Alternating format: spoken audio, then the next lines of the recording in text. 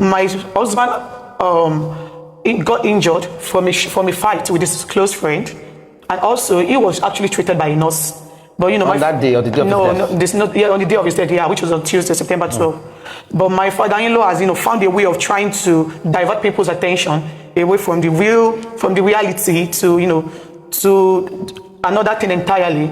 So, like most people on the public faces do not even go to the real issue on ground anymore. What really happened that last day? Yeah, so what actually happened is, like, it was on Tuesday, and a nurse actually came, like his friend, Spending, called a nurse.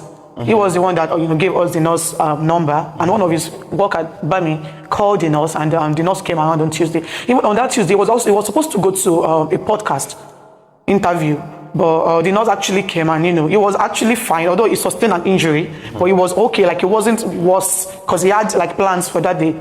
So the nurse came, and the nurse gave him injection. I think it was the third injection that he reacted to. Did she give the injections back to back? No, it's like the distance wasn't really that much. Okay, so it was an hour or so in between each injection. Yeah, so it was the third injection that he reacted to. How did you react to it? After the injection, he vomited, he peed, and he started having reactions, started having goosebumps all over his body. His heart, he complained that like it was feeling hot in his heart.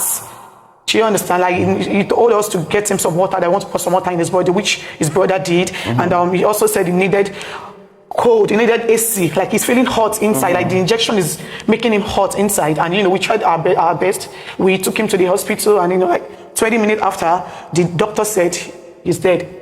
20 minutes after he had landed in the hospital? Yeah.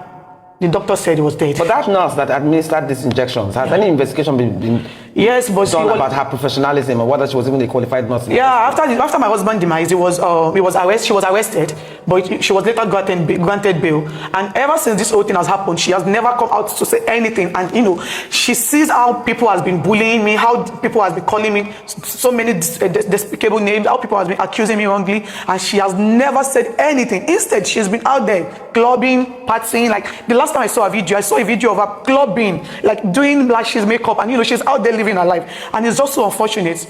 Yesterday, I think some people are out there talking to her. So those guys were on TikTok, and they were literally saying they would tell her what to say, because next 2 weeks, March 14 is the next coroner inquest, which the judge asked him to come over to say on side of the story. These same people on TikTok were literally saying it yesterday, that they would tell her what to say to lie against me. Do you understand? But they found out what was in that third injection that triggered this reaction. I think they were supposed to do that, but my father-in-law already buried my husband. So when the government autopsy came out, the autopsy result said they cannot determine the cause of death because his body has already decomposed.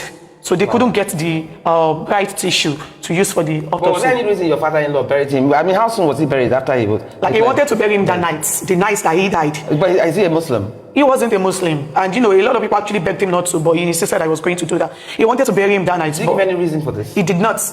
He he just said he needs to bury him. Like, a lot of people begged him. He wanted to bury him that night, but they didn't give, he actually called the Bale of where he wanted to bury my husband. But the Bale said, there is no way I cannot bring my husband that night. So he had to wait till the next morning, and And even it was such a rush that even the coffin was so small for him. The coffin that he was the one that got the coffin, and the coffin was, my husband was 6'1", but the coffin was very, very small that he had to break his head. Oh my God.